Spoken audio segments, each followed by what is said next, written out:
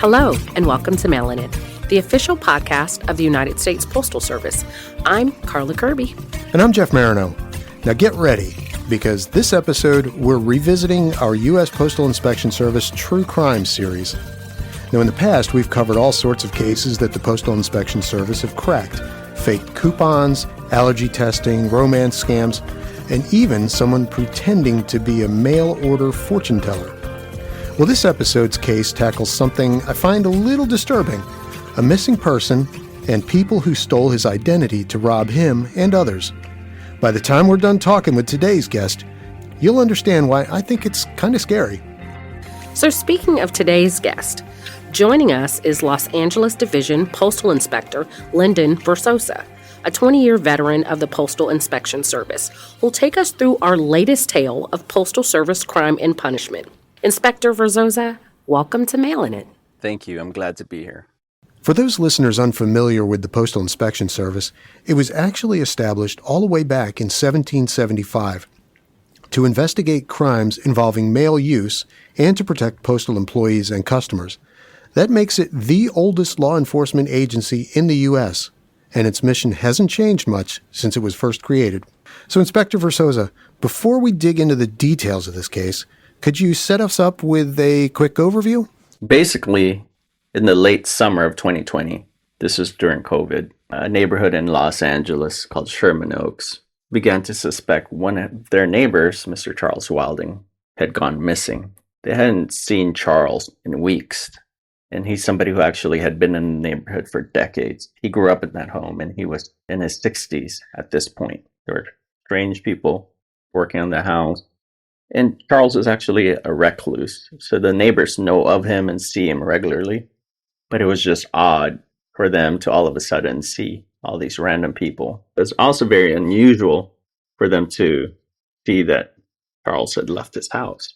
A neighbor reported him missing to the police around October of 2020. And the woman who was staying there told the police she was a lawyer.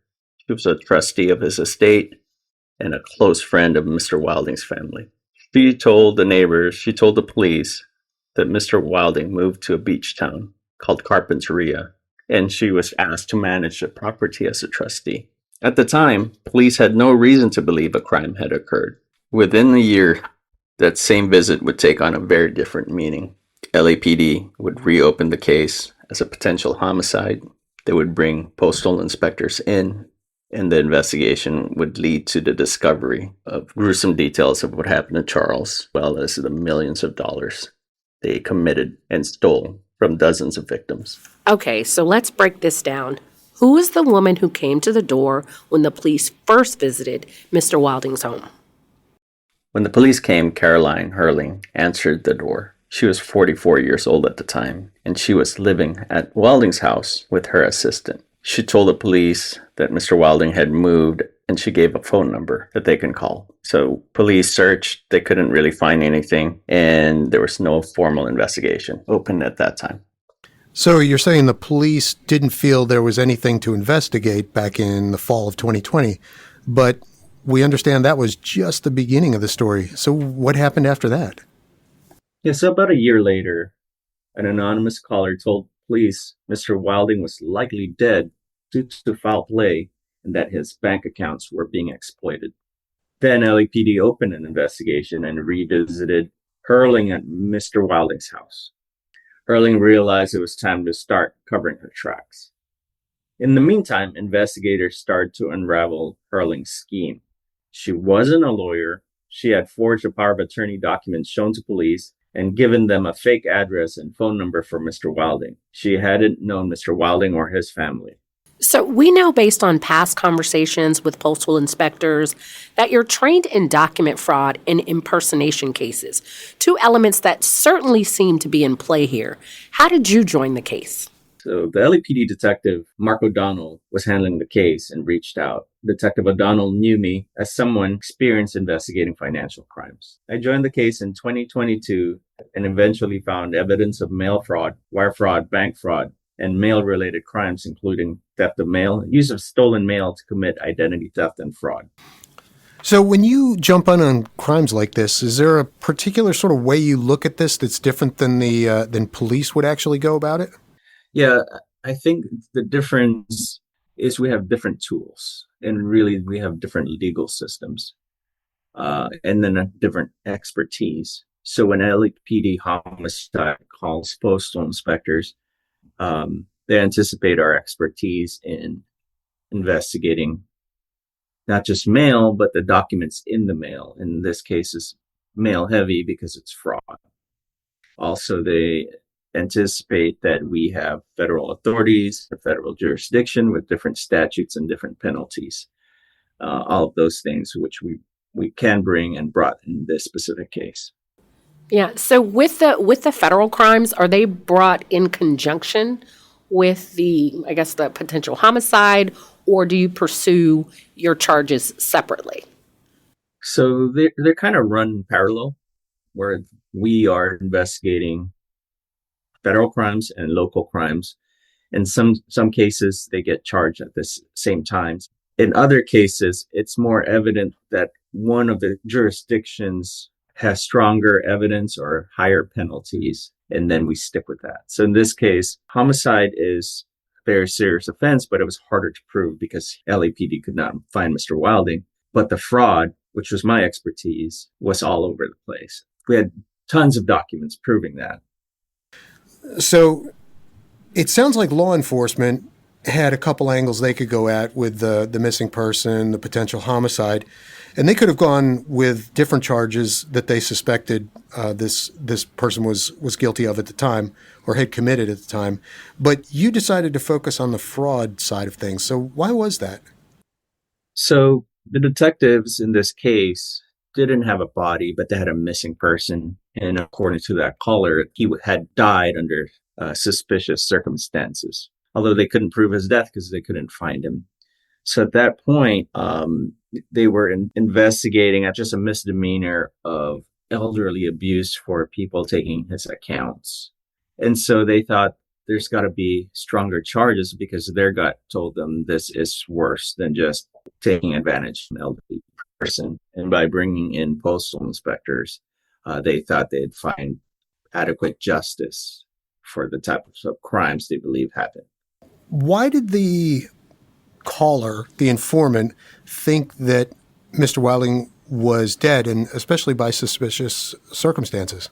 They said he was dead, the caller. So there were two callers, one that prompted the initial LAPD patrol unit response, and then almost a year later, another caller who wished to remain anonymous called the homicide detective specifically, saying that Mr. Wilding's not just missing, but he's dead due to foul play. Well, my question is, why did that caller think he was dead, especially due to foul play? We're not actually sure. We believe we know who the caller is. And there are a couple of reasons we think. One was competition. Once they saw how much money Caroline Hurling and her co-conspirators were making in their fraud scheme, seems like others in that universe of criminals were trying to take advantage and competing with her. And so the facts of the case did reveal that he was indeed dead. And so it was not a secret among the world of criminals in that area that this happened. So I think that call was to knock off competition so they can pursue it. So no honor among thieves. I was just going to say the same thing. It proves there is no honor among thieves. Very funny. Okay, so you didn't have the body before, or you didn't have the body. So you followed the paper trail, so to speak. Where did that lead you? So we followed the paper trail, and just in reviewing this web of financial transactions, we identified the most culpable people. Because really in tracing the money, you look for the people who make the most money. The person who makes the most money is probably in charge. And then we look at the people below them and other tiers. And then you identify all the people who profited from a scheme and say, okay, these are our targets, our likely suspects. And then also what the transactions tell us are things that they are buying. In this case, we saw them buying luxury vehicles. We saw them buying, they bought a home. They bought different things And in reviewing their transactions, we also saw them commit fraud on other estates as well. So you found all of these people that are involved in it. So I understand there's a gentleman named Jason Croth who is kind of a scout for this criminal organization. Tell me about that and how that all worked. Yeah, and by saying an organization, it's not really an organization that's organized. It's like loosely federated criminals who have developed expertise themselves. So you have somebody like Caroline who fashioned herself as an attorney and who can manage documents well. And there's another guy named James Cantor who was dealing with his father's estate. So he became familiar with probate and estates. And then we have Jason Croth, who you just asked about. Yeah, so Jason is somebody who fashions himself as just a regular burglar, not sophisticated. He liked going to homes, breaking in. He liked stealing mail. He liked stealing jewelry. And so in this case, he was the one who actually found Mr. Wilding's house. And that was right within his wheelhouse. He liked to look for homes in nice neighborhoods that have not been taken care of. He looked for overgrown shrubs and yards that are not clean. He looked for pools that had no water in it or algae. He called this method of visiting neighborhoods urban exploring. And he himself was an urban explorer. Yeah, I find this part interesting because how do you find somebody to kind of scam? That's why I'm kind of getting there. I find this guy interesting. Yeah, so he'd been watching this house for a while. It's a nice neighborhood and it's on a hill, and he noticed exactly that. The shrubs were overgrown and he'd been sitting there for months. So he told me when I interviewed him, when we arrested him, that he'd been watching it since the summer. This is around 2020, so COVID. And he noticed in this city of Los Angeles, during COVID, and many other cities did this, for the elderly, the city was providing food to them by delivering takeout food. And Jason noticed that was the case for this house. So in the summer, he broke in. And he said he broke in and he pretended to be conducting a welfare check. He said, "Hello, welfare check." And he said he got a response. And he was startled because he didn't think anyone was home. So he said he ran off. He ran away. And that would make you think, okay, maybe that's not a good house. People are alive in here. Let me go somewhere else. But that's not what he did. Instead, he just kept watching the house for several more months. Then in October, he breaks in again. And this time he says Charles was dead. He was decomposing. And, rather than calling the police or leaving it alone, he saw it as an opportunity to start stealing his belongings, his jewelry, and his mail and financial documents. So it's horrible to think that someone would prowl around your neighborhood during urban exploration, looking for vulnerable houses to target and rob. But now that we know how Hurling came into the picture, you mentioned that she was a master at forged documents and things of that nature. So what was the purpose of the document forging? Well, that's the thing. Jason's not very sophisticated. So he's a burglar. He'll steal gold and knows he can pawn those and steal things like that. But when he starts stealing the mail, he observed that Mr. Wilding was a beneficiary of his mother's and father's estate and had millions of dollars. And so, but, that's on paper. How do you convert paper into money that you can actually spend? And I'm sure he has a Rolodex in his mind. And Caroline Hurling came to mind. He started bringing her the documents, and they concocted this solution of how they were going to defraud Mr. Wilding's estate. And so how did he get involved in with the rest of the operation with Hurling? There were a couple of things. First, they did not report his death, because if they reported his death, they would go through the courts through a probate process. But they didn't want that. But you can't just walk into a bank or call a bank and say, "I want this person's money. Here's the account number." You need to prove that you're entitled to it. The banks all have security measures. So in this case, they needed forged documents to prove to the bank or anyone they're talking to that they're not committing fraud and they are legitimately entitled to the money.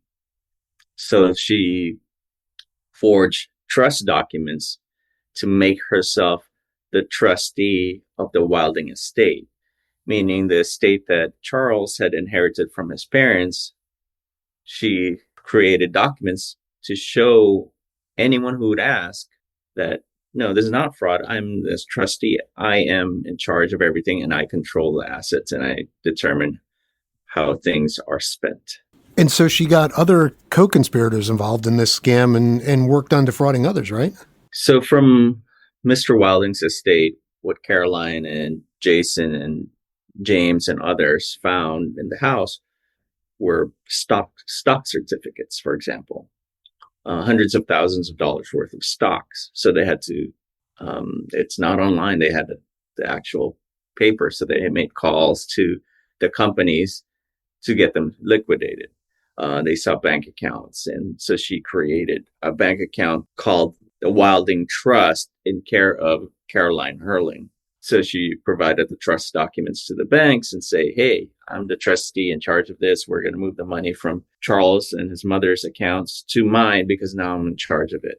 The other things they did was, in going through the mail found in the Wilding home, they found people corresponding with Charles's mother, June. And so they looked at the people corresponding and they found a woman named Jackie Lowenstein, for example. And Jackie had passed, but in their Google searching and their online searching, they determined that she also had assets, including a home that was in probate. So then they made a fake will entrusting Charles Wilding with all her estate. And because Caroline was the trustee of everything Charles Wilding and June Wilding, essentially Jackie Lowenstein's estate became under the control of Caroline Hurling. Okay, that's pretty interesting. So it sounded like she was moving along pretty well there. When did things start to unravel, and how did they unravel? So when LAPD brought me in, they had actually done a great job, and they had found all these documents. And I just started getting more documents from other banks and determining the loss. And like I said, we did a financial tracing, and clearly Caroline made millions out of this scheme, enough to buy another home and buy cars and buy guns and other things, right? But her co-conspirators like James and Jason also were making hundreds of thousands of dollars. So at that point, we knew we had our suspects, we had our evidence, and we wanted to see what evidence or additional evidence might be at her homes. So that's when we obtained federal search warrants. And we did Caroline's apartment and the new home she purchased, which when we served them simultaneously, and there we found guns and drugs. And she actually was doing another fraud scheme at the time, which is a little bit gaining traction here in Southern California, which is people open drug rehab centers and treat patients, but not actually treat them. They're just fraudulently billing insurance companies. So the home she bought with Charles Wilding's money and other victims' money, she converted into this drug rehab. So when we did a search warrant there was maybe a dozen people there inhabiting the different rooms, supposedly getting drug treatment. However, the house was full of drugs and they had lots of guns. She had a loaded gun in her purse. They had a lot of financial documents from the Wilding estate and other frauds they've committed. They also had quite a few collectibles from the Lowenstein estate. She seems to have collected art and stamps and jewelry, and they had an office full of her stuff. We also found police badges from DEA and DSS. We found an ID card with her face saying FBI. And then we also recovered documents that said top secret on them. They weren't real top secret documents, but we never really got to the bottom of it. But I imagine she was fashioning herself to other people as a legitimate law enforcement officer or an FBI agent who contained top secret documents. And that's probably one way she was convincing people that she was legitimate. So, in addition to the Wilding and Lowenstein frauds, were there any other fraud schemes or any other, I guess, real estate fraud schemes that you were able to discover? Yeah, I mean, there were a few, but one big one is in reviewing the financial transactions, we saw there was a $950,000 wire transfer into a shared account between her and Jason. And that stuck out, 950,000, and the wire transfer details said escrow.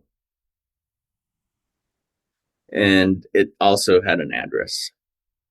So we looked at that address. We looked at that address and came back to a guy named Robert Tascon. And Robert, this was in 2023 when we were doing this investigation. And we learned that in 2022, Robert had died of a self-inflicted gunshot wound. And in looking further, it seemed that Caroline and her co-conspirators had basically stolen his home from him by committing fraud, selling the home that was worth about $3 million. They sold it for $1.5 million. And Robert was not living in his home. It had been taken over by squatters. He was in Texas at the time. So he was fighting these squatters in court. And finally, he got them evicted, only to find out when that happened, they sold his home. So he had no more finances to support a legal battle against the title company. And he settled for a very small amount. And he's essentially left destitute. And I mean, he was also dealing with other problems, personal problems. And, it's hard to say what was going through his mind. But the court believed at the sentencing of Caroline that her actions contributed to his death. So you served the search warrant on both these residences. You collected all this additional evidence. You eventually arrested her. Tell me about that. So in January 2023, when we served the warrants and interviewed her, we found enough evidence and it developed enough of a case to arrest her. And we charged her with wire fraud conspiracy, aggravated identity theft, and drug trafficking. So all of that is an amazing story. But I want to go back to Mr. Wilding. So during all of this, you searched his home in Sherman Oaks. One of the co-conspirators said he was dead in October of 2020, but you couldn't find him. Did you ever locate Mr. Wilding? No. So we did focus on that. But when we arrested Caroline, she at first denied anything happened to Charles. She was saying, oh, he's still alive. He's in Carpinteria. There's nothing wrong here, nothing to see here. Move on, right? That was her attitude. Of course, we didn't believe her. We arrested her. And that same week, or maybe the following week, we arrested Jason. And when we arrested Jason, he told us the story that Charles is indeed dead and that Caroline had disposed of him in the bay, in the San Francisco Bay, which is hours drive from Los Angeles. And that sounded ridiculous at first, because why go to San Francisco when we have a bay here in Los Angeles, right? But that's what he said.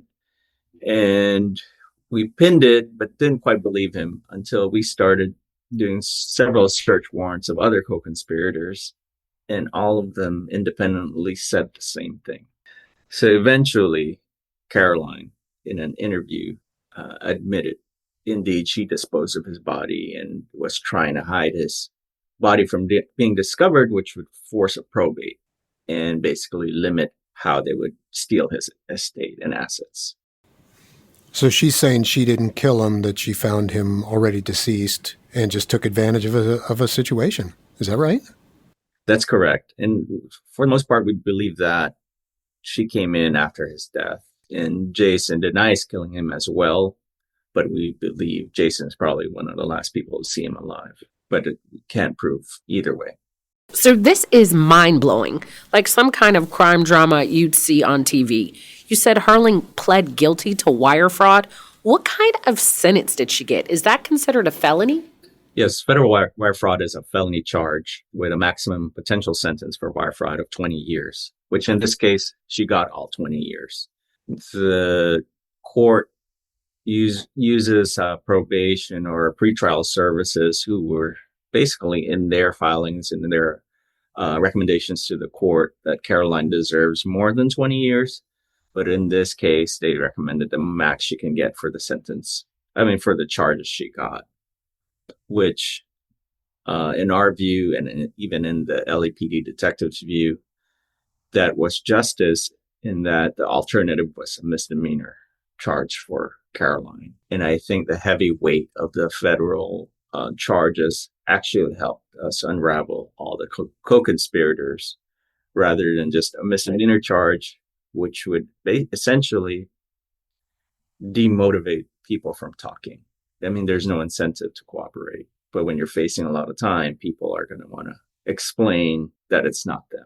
So as I'm looking through the notes here, looks like about a half a dozen people that were involved in these crimes are facing charges or facing prison time. And the amount of money that was involved was almost $4 million.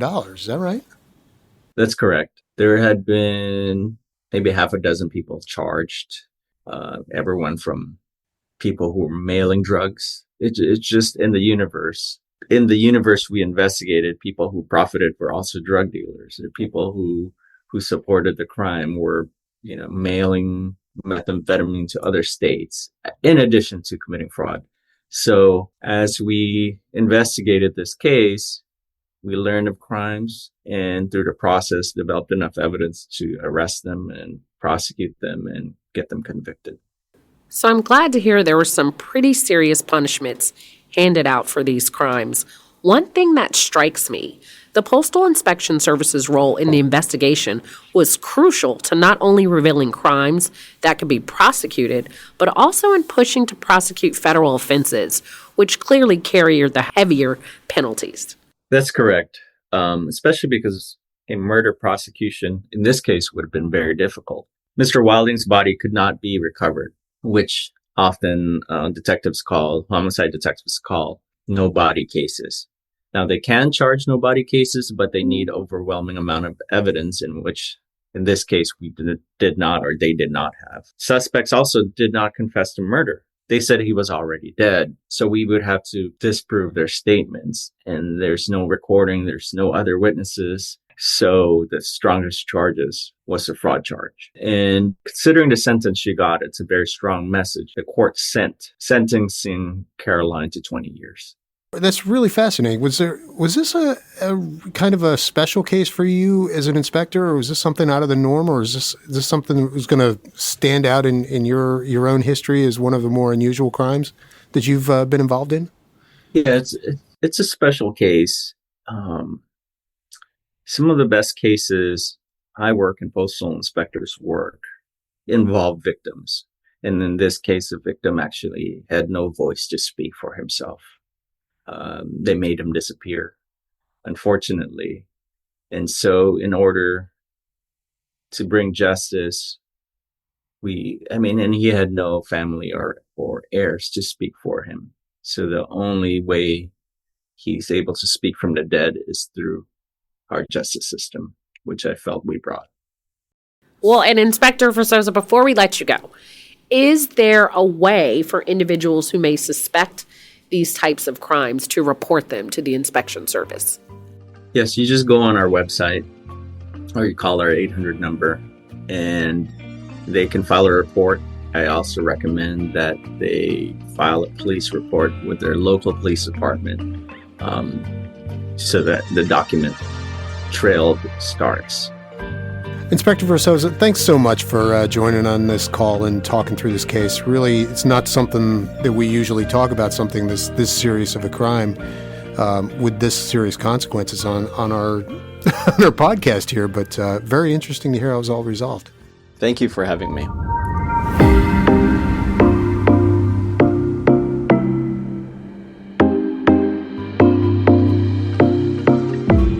So it's time for another round of Did You Know, where we uncover fascinating facts about the Postal Service. Jeff, what have you got for us today? I think I got a good one. because it deals with a very important change the Postal Service made a while back that shakes up how stamp designs were chosen. Interesting. Well, I know that the Citizen Stamp Advisory Committee plays a huge role in stamp design and selection today. That wasn't always the case? It was not. Did you know the Citizen Stamp Advisory Committee wasn't formed until 1957?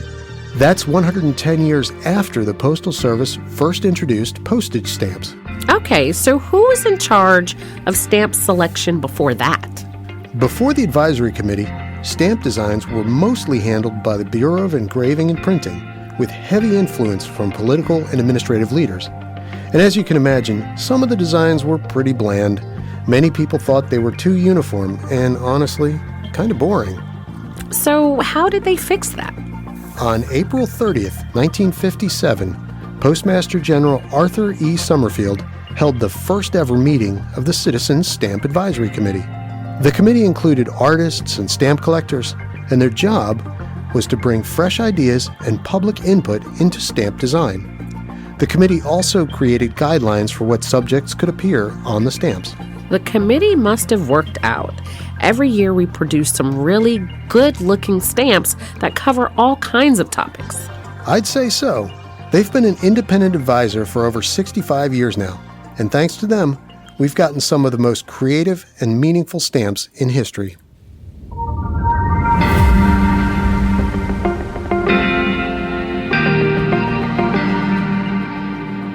Well, Jeff, I must say, the case was very interesting. Sad, but interesting. I'm surprised that, with no relatives, nobody was checking on them. And then this whole urban exploring. I mean, it makes you really skeptical, and, you have to be more aware of people that are in and around your home. And I think you have to be more aware, if you're a criminal, that there is no honor among thieves. When things started falling apart, they all started, dishing on each other. Right. So, no, that's my takeaway, too. And that's all for this episode of Mailin' It. Don't forget to subscribe to Mailin' It wherever you get your podcasts to make sure you don't miss the next episode. And follow along on Instagram at U.S Postal Service, X at USPS, Facebook, and YouTube.com/@USPS.